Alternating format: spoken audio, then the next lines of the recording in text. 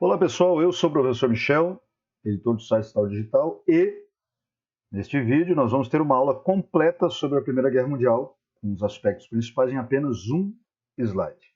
Lembrando que esse vídeo será dividido em dois. No primeiro a gente vai fazer uma exposição acerca desse evento e no segundo vídeo, que é uma continuação deste e será indicado lá no final, nós vamos ter então a resolução de questões, algumas questões aí acerca da Primeira Guerra Mundial, ok? Bom, então, inclusive essa aula, ela está ali no link de descrição, se você quiser adquirir.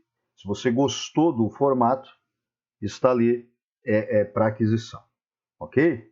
Então tá, vamos lá. A Primeira Guerra Mundial, né, segundo alguns historiadores, como por exemplo Eric Hobsbawm, né, que é um historiador britânico de ascendência egípcia, a Primeira Guerra Mundial, segundo ele, outros, não só ele, mas acho que isso é compartilhado por alguns outros historiadores também, ela teria inaugurado o que a gente chama de século XX. Né? Inclusive, o Hobsbawm ele tem um livro intitulado A Era dos Extremos, né? Basicamente vinculado a isso. Estamos, portanto, deixa eu puxar aqui, nosso ponteirinho laser. Opa! Estamos na Idade Contemporânea, tá? Século XX especificamente. A Primeira Guerra foi um evento, né, que ocorreu em 4 anos, né, entre 1914 e 1918. Né? Lembrando que a palavra Primeira Guerra só foi utilizada depois da Segunda Guerra Mundial, porque naquele momento em que ocorreu era chamado apenas de Grande Guerra, né? A guerra para acabar com todas as guerras, né? O pessoal falava. The Great War, em inglês, a Grande Guerra. Depois, lá na Segunda Guerra Mundial, até porque a Segunda Guerra Mundial foi meio que uma continuação da Primeira, nós temos, então, a Grande Guerra Mundial. Bom, digamos que a contextualização desse assunto aqui ele já está no corpo do conteúdo, tá? Então, eu não preciso fazer essa introdução propriamente dita, porque já está lá. A gente já vai falar disso, né? O que levou à Primeira Guerra Mundial, como é que estava a Europa nesse momento em que a guerra iniciou, tá bom? Bom, a gente vai ver aqui a parte do conceito, né? O conceito é sempre bom para a gente distinguir, né? Inclusive cronologicamente, o que é a Primeira Guerra e a Segunda Guerra Mundial, né? Para a gente não dizer, a Primeira Guerra começou em 1939. Não, a Primeira Guerra começou em 1914. A gente vai ver as alianças, né, que foram formadas. A gente chama oficialmente de Tríplice Aliança e Tríplice Entente, mas a palavra tríplice não é tão adequada aí, depois a gente vai entender o porquê. A cronologia da guerra, primeira fase, segunda fase. Aliás, a gente poderia até estabelecer, ao invés de 2 fases, 3 fases. Né? A primeira em 1914, a segunda em 1915, 1916 e a terceira em 1917, 1918. Mas eu vou simplificar aqui, que a gente está fazendo essa aula em apenas um slide. E as consequências, que eu chamo aqui de desdobramento. Se antecedentes é causa, desdobramentos é consequência. Beleza? Então, vamos lá. Vem comigo. Então, o que é a Primeira Guerra? Foi um conflito. Oh, meu Deus do céu, hein? Foi um conflito? Nossa, genial, né, Michelzinho? Muito bem. Então, foi um conflito que ocorreu entre 1914 e 1918, com duração de 4 anos, envolvendo vários países da Europa e Estados Unidos. É claro que esse conceito, ele é um conceito meio que limitador, né? Porque, bom, tudo bem. O Império Otomano, que entrou na guerra, era parte europeu, tá certo, então não tem problema.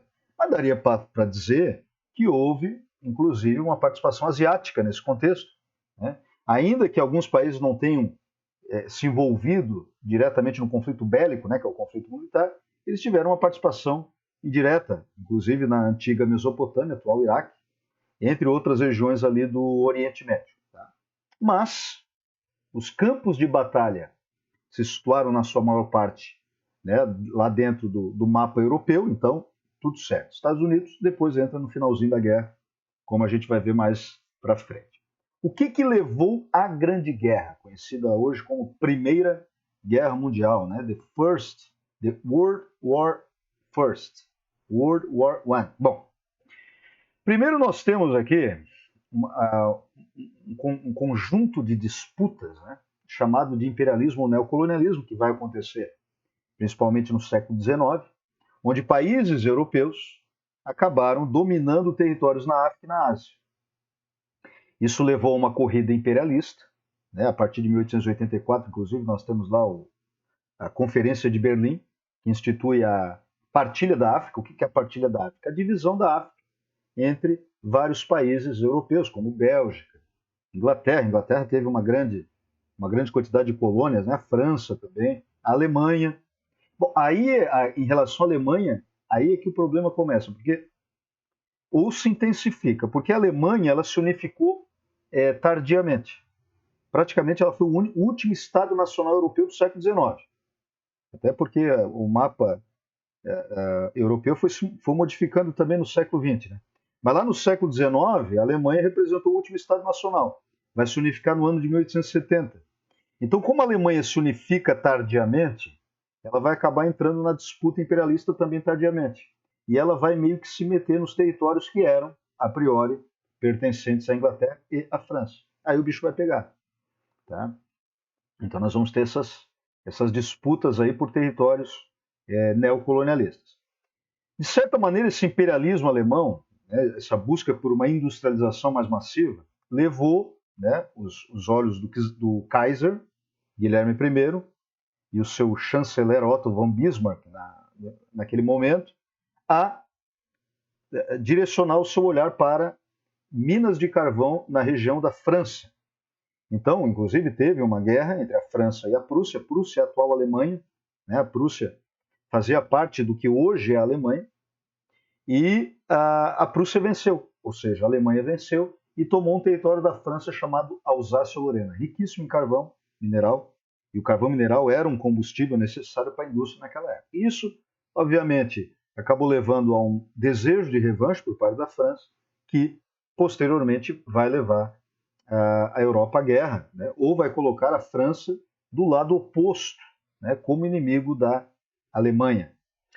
Nós temos também um investimento maciço, gente, em armas, que a gente vai chamar de corrida armamentista,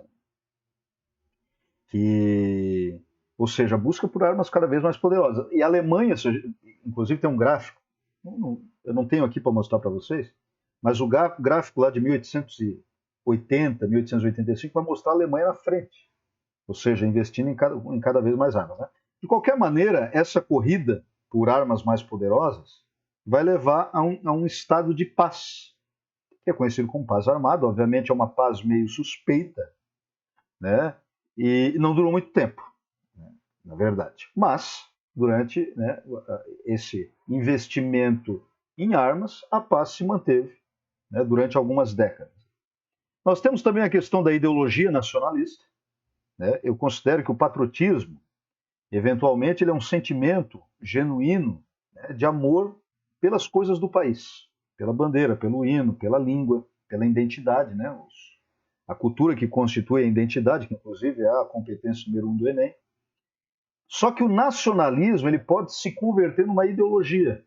Né? Por isso que eu estou até utilizando o termo ultranacionalismo, que é aquela ideologia vinculada a uma ideia de território que pertence a uma determinada identidade, a uma determinada cultura. Então, por exemplo, vocês vão ver que essa questão do pangermanismo depois vai se transformar, no decorrer da década de 1930, em Lebensraum, ou seja, que é a busca pelo espaço vital alemão, né? Ou seja, territórios que deveriam pertencer à grande Alemanha, que naquela época era chamado de Terceiro Reich, pelos nazistas. Né? Reich significa império. Então, pangermanismo, a palavra pan é um prefixo, significa totalidade. Né? Seria a organização de um conjunto de territórios, né? Um conjunto amplo de territórios, que pertenceria à identidade germânica, alemã. E o pan-eslavismo seria a constituição de uma ideologia de união dos povos eslavos, naquela região dos Balcãs. Né? Se nós temos a Alemanha liderando o nacionalismo pan-germânico, nós vamos ter a Rússia liderando o pan-eslavismo. Então, de certa maneira, a Alemanha e a Rússia entraram em lugares diferentes, né? Lutaram um contra o outro na Primeira Guerra Mundial. Então nós temos França de um lado, Alemanha do outro, Rússia de um lado, Alemanha do outro também. A Alemanha tinha um nome diferente naquela época, tá? Mas a gente chega lá depois. E aí nós vamos ter essas causas aqui, né, oficialmente chamadas de causas estruturais, porque elas já vinham acontecendo há muitas décadas.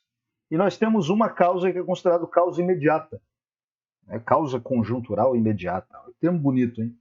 Que foi o assassinato, né, do herdeiro do trono austro-húngaro. Então, a Áustria-Hungria era um território, né, unificado com a Áustria, era unificada com a Hungria, desde a metade do século XIX. E aí nós temos na verdade, finalzinho do século XVIII já, tá? E aí nós temos ali a Áustria-Hungria e o arquiduque Francisco Ferdinando era o herdeiro do trono, como se fosse um príncipe, né? O arquiducado, na verdade, é um título de nobreza, que era muito comum na Europa na época. Então, a Áustria-Hungria acabou dominando a Bósnia. Só que a Bósnia é uma região eslava. E isso acabou despertando, né, um ódio étnico, um ódio nacionalista, né, por parte de algumas regiões de lá, que diziam que a Germânia, no caso, a Áustria é um país germânico, que a Áustria não deveria se meter, né, na questão dos eslavos, porque eram duas ideologias distintas, pan-germanismo e pan-eslavismo. Ocorre que o arquiduque Francisco Ferdinando, né, acabou participando de uma espécie de desfile oficial, né, de uma carreata, em Sarajevo, capital da Bósnia, né, e em junho de 1914, foi no dia 20 de junho de 1914, ele acabou assassinado, né, pelo Gravilo Príncipe. Foi um cara que pertenceu a uma seita, né, um grupo nacionalista chamado Mão Negra, né, que queria justamente a libertação da Bósnia em relação à Áustria. Então, de certa maneira, foi um crime político, justamente, né, para dar essa sinalização. Ou seja, nós não queremos a Alemanha, não queremos a Áustria se metendo nos nossos negócios. Obviamente, a Áustria, naquele contexto, respondeu mandando tropas, né, inclusive para investigar e capturar os assassinos do herdeiro do trono austro-húngaro. Esse conjunto de movimentos despertou uma reação da Rússia, despertou uma reação da Alemanha, que acabou levando, então, os países europeus a uma guerra. Essa guerra, né, a gente, oficialmente, como eu até tinha colocado para vocês anteriormente, né, ela se inicia a partir de um conjunto de alianças que já tinham sido formadas antes. Então, a gente percebe, por exemplo, que a Alemanha sai na frente, formando a Tríplice Aliança. Tá? Depois, essa aliança vai ter um nome diferente. Ela vai se chamar de Aliança dos Impérios Centrais ou das Potências Centrais. Tá? Então, a Alemanha, Itália e Império Austro-Húngaro. A Itália fazia parte, né, inicialmente da Tríplice Aliança, mas em 1915 ela vaza. Ela vai para o lado da Tríplice Entente. Então a Itália saiu. Então nós temos o Império Alemão, o Segundo Reich, tá? Império Alemão. Depois nós temos o Império Austro-Húngaro, né, que participaram, estou falando das potências centrais, que participaram do conflito todo. Tá? E depois entra o Império Otomano. Então são 3 impérios. Todos eles vão se dissolver, todos eles vão acabar no final da Primeira Guerra Mundial. A gente chama isso de dissolução dos impérios europeus. E daí o Império Otomano, hoje Turquia, uma parte também fica na Europa. Né? Então dá para dizer que são impérios europeus na sua totalidade. Aqui nós temos a Tríplice Entente, que não eram só 3, eram muito mais. Né? Começou com a Inglaterra, França e Império Russo, mas depois a Bélgica entrou, a Holanda entrou, a Espanha teve uma participação. Tá? Nós tivemos os Estados Unidos entrando, o Brasil, de certa maneira, teve uma participação meio efêmera, né? meio fraca na guerra, digamos assim, uma palavra bem... Não, acho que não é a palavra mais adequada, mas enfim. Tá? Uma participação que não foi tão intensa quanto, e não tão brilhante, digamos assim, quanto na Segunda Guerra Mundial, que é um assunto que a gente vai ver mais adiante. Bom, então a Tríplice Entente não eram só 3, eram muitos outros países que apoiaram e ou participaram diretamente da guerra do lado, né, da Entente Cordiale, né, também conhecida como Tríplice Entente. Mas a gente percebe o seguinte, gente, olha só. Olha como a Alemanha sai na frente. Ó. Já montou a aliança muito antes da Inglaterra. Parece que a Inglaterra estava sempre meio que patinando ali, e quando a água sobe quase no pescoço ali, a Inglaterra se coça e vai lá e monta. Não estou usando essas gírias mais regionais da onde eu vivo, mas enfim, dá mais ou menos para entender o que eu quero dizer. E a mesma coisa na Segunda Guerra, a gente vê o mesmo movimento. Em 1938 se forma o eixo, e só em 1941 que vai se formar The Allies, né, o grupo dos aliados ali. Então, assim, o que eu estou colocando aqui é só para a gente perceber a Alemanha saindo na frente. Bom, aí a guerra começa. Obviamente, gente, o pessoal acreditava que a guerra duraria apenas alguns meses. Né? Quem fosse visto subindo nos vagões de trem, né, naquele inverno, não, verão, né, na Europa é verão, verão de 1914, já em julho, né, finalzinho de junho, começo de julho ali, eles achavam que até o inverno, até o Natal, eles estariam em casa novamente, curtindo o Natal com suas famílias, com seus filhos, alegremente, mas não é o que aconteceu. Na verdade, a Inglaterra, a guerra se estendeu muito mais do que o previsto originalmente. Bom, já em junho de 1914, o Império Turco-Otomano se une à Alemanha. Então aí a gente vai ter aqueles três impérios, o Império Alemão, Turco-Otomano e o Império Austro-Húngaro de um mesmo lado. Né? Tríplice aliança. Em agosto de 1914, nós temos o Japão declarando guerra à Alemanha. Isso é curioso. Tá? O Japão ele vai ter, né, desde o período Meiji, tá? Que é um período da história japonesa de intensa industrialização, a gente já vai ter o Japão começando, né, a iniciar um processo até imperialista na região do Pacífico. Né? Depois o Japão invade, inclusive, a China. E curiosamente também o Japão acaba se tornando aliado da Alemanha lá na Segunda Guerra Mundial. Em outubro de 1914, o exército turco ataca a Rússia, então, de certa maneira, a participação otomana na guerra foi por regiões estratégicas ao redor do Mar Negro. Então, basicamente, a guerra do Império Turco Otomano foi contra a Rússia, mais do que contra a Inglaterra e contra a França naquele contexto, né? Porque o objetivo do Império Turco Otomano era justamente essa região que era dominada pela Rússia, né? Ali, né, nas vizinhanças do Mar Negro. E nós temos também a guerra de trincheira, né, gente? Fala das famosas trincheiras, vou mostrar umas imagens aqui para vocês. Tá? Essa imagem, inclusive, esse conjunto de imagens da Primeira Guerra Mundial, eu vou disponibilizar gratuitamente para vocês ali no link de descrição. Vai ali, procura ali. Se você quer usar nas suas aulas de história também, ou é apenas um curioso, né, ou gosta de história e tal, você pode baixar ali, tem um monte de imagem legal acerca desse evento. Bom, então aqui nós temos o conjunto de trincheiras, um lugar conhecido como Terra de Ninguém, tá? Esse lugar desolado entre uma trincheira e outra. Trincheiras eram, né, canais cavados que serviam como estratégia de defesa, né? E ali a guerra rolava.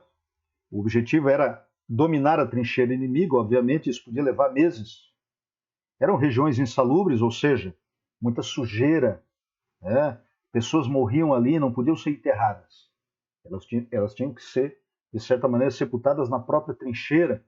Era muito difícil haver uma trégua. Até aconteceu o chamado Milagre de Natal, de 1914, em que britânicos e alemães fizeram uma trégua durante o Natal, mesmo sem a permissão dos altos generais.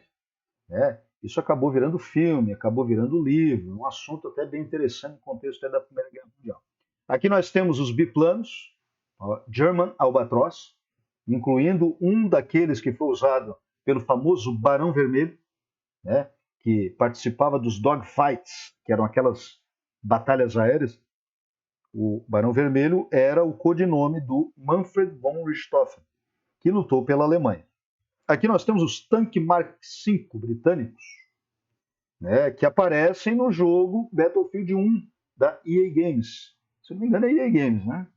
E aí eles circulavam ali pelas trincheiras e pelos campos de batalha europeus. Mark é a blindagem do tanque, inclusive a palavra Mark é usado, né, na armadura do Homem de Ferro. Mark 42 é talvez a melhor blindagem do Iron Man, só que é um personagem fictício. Né? Aqui nós temos as metralhadoras, que eram metralhadoras apoiadas no chão inicialmente, não eram aquelas metralhadoras estilo Rambo, né, na Guerra do Vietnã, mas metralhadoras Vickers. Né? Isso aqui acabou com os cavalos, né, gente? Que é um assunto também que é tratado, né? O uso dos animais. Nós temos, inclusive, um cachorro que foi condecorado sargento, né? O sargento Stubby. Procurem no Google, vocês vão ver. Procurem no navegador de vocês ver. É uma história bem interessante. Ele foi condecorado com várias medalhas, porque lutou na Primeira Guerra Mundial. O cachorro, tá? Um boxer, misturado boxer com pitbull. Tá? Em outro vídeo eu vou falar um pouquinho da história do cachorrinho chamado Stubby, que teve a sua história contada, inclusive, numa animação, mas eu acho que não é da Disney. Enfim. E aí nós temos aqui as máscaras de gás, né, o uso de armas químicas. Foram, por exemplo, o gás clorídrico e o gás mostarda, que causavam problemas pulmonares graves e levavam alguns à morte. Foi uma ameaça constante desde 1915 até 1918, mas não foi determinante para o fim da guerra. Né? Morreram várias pessoas, mas não uma maioria se considerar a morte devido a outras armas utilizadas na guerra. E aqui um navio, né, abandonado, se eu não me engano, aqui fica no mar Mediterrâneo, não tenho certeza, no Atlântico, o Resistible, 1915. Bom, agora eu não tenho certeza. Bom, aí nós temos a segunda fase da guerra. Né? A segunda fase, ela já parte para uma intensificação e o fim, obviamente, né? Botando aí 2 anos de cada, primeira fase, segunda fase, 2 anos cada um. Então nós temos uma das batalhas mais importantes, que a França vence a Alemanha, a Batalha de Verdun. A Alemanha teve, inclusive, a intenção de capitular a França através do norte, depois chegar a Paris e render a França. No contexto da Primeira Guerra não deu, mas depois, lá em 1940, já na Segunda Guerra Mundial, Hitler conseguiu, junto com a Wehrmacht, dominar a França em pouco tempo. Em abril de 1917, os Estados Unidos entra. Claro que a participação americana na guerra foi um fator fundamental, tá, para a vitória da Tríplice Entente. A Rússia sai e os Estados Unidos entram. A Rússia sai por causa da Revolução Russa, ou Revolução Bolchevique, que obviamente também será um tema de vídeo futuro, vídeo-aula, no caso. E aqui, Woodrow Wilson, presidente dos Estados Unidos, estabelece lá 14 pontos, 14 teses, em que ele afirmava que nenhum país deveria ser responsabilizado pela guerra. Tá? Não obteve muito respaldo, nem muita simpatia, essa ideia, porque até nós temos ali a Inglaterra e a França, né, com aquele sentimento de revanche muito forte em relação à Alemanha e querendo vingança. E essa vingança veio com o armistício alemão, ou seja, a rendição. Armistício é baixar armas e render-se. A Alemanha se rendeu, a Alemanha era governada na época pelo Kaiser Guilherme II. O Hitler lutou na guerra, inclusive ele foi vítima do gás mostarda. Ele proibiu o uso de gás mostarda na Segunda Guerra Mundial justamente por isso, porque ele mesmo acabou sendo atacado com isso. E o Hitler, ele dizia depois em escritos posteriores que algo que nunca deveria ter acontecido era a Alemanha ter se rendido, mas a Alemanha se rendeu. E aí a guerra teve fim. Né? E aí nós chegamos aos desdobramentos. Né? A gripe espanhola, que foi uma pandemia que matou aí em torno de 50 milhões, alguns historiadores falam 100 milhões de pessoas, inclusive vitimou, né, um presidente brasileiro, que foi o Rodrigues Alves, que morreu, foi eleito, pegou a gripe espanhola e veio a falecer antes de começar o mandato. O Brasil começa o processo de industrialização, porque tem que substituir importações. Não dava mais para importar produtos europeus, porque a Europa estava devastada pela guerra, e aí começa-se uma produção interna. Né? As mulheres começam a adentrar cada vez mais significativamente no mercado de trabalho. Isso, obviamente, vai ter desdobramentos políticos.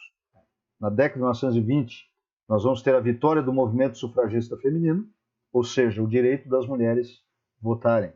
Estados Unidos ganham cada vez mais espaço geopolítico, cada vez mais poder, Esse poder ele se consolida depois da Segunda Guerra Mundial, né?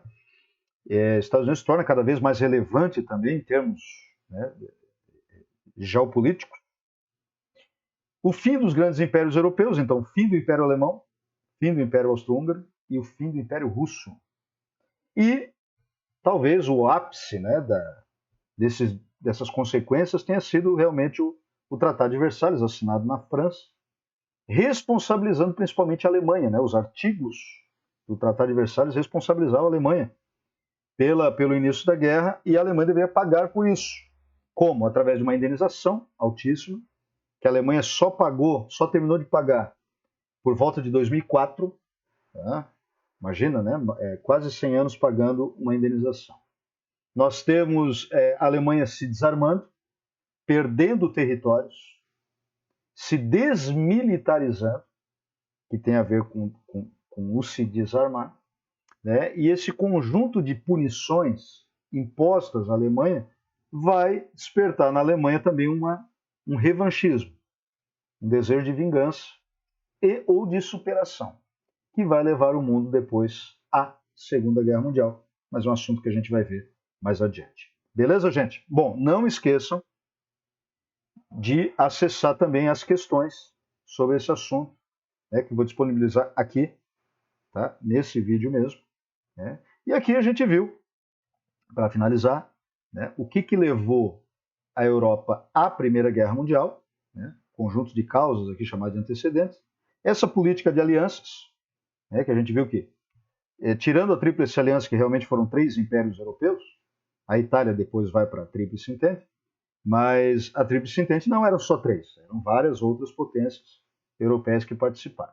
Dividi a cronologia da guerra em 2 fases, né, 2 anos cada um, né, com as suas características aqui, incluindo a guerra de trincheiras, que eram as trincheiras elas foram escavadas massivamente na Europa na época, algumas armas que nós vimos naquela imagem, né, a rendição da Alemanha, ou seja, a derrota da Tríplice Aliança, e alguns desdobramentos, incluindo a participação política, econômica, cada vez mais efetiva, cada vez maior das mulheres, a gripe espanhola e o Tratado de Versalhes, também muito importante para entender o mundo, não só a Europa, mas o mundo nessa época e nas décadas seguintes também. Beleza, gente? Se você gostou, dê um curtir, compartilhe esse vídeo. Até a próxima. Valeu!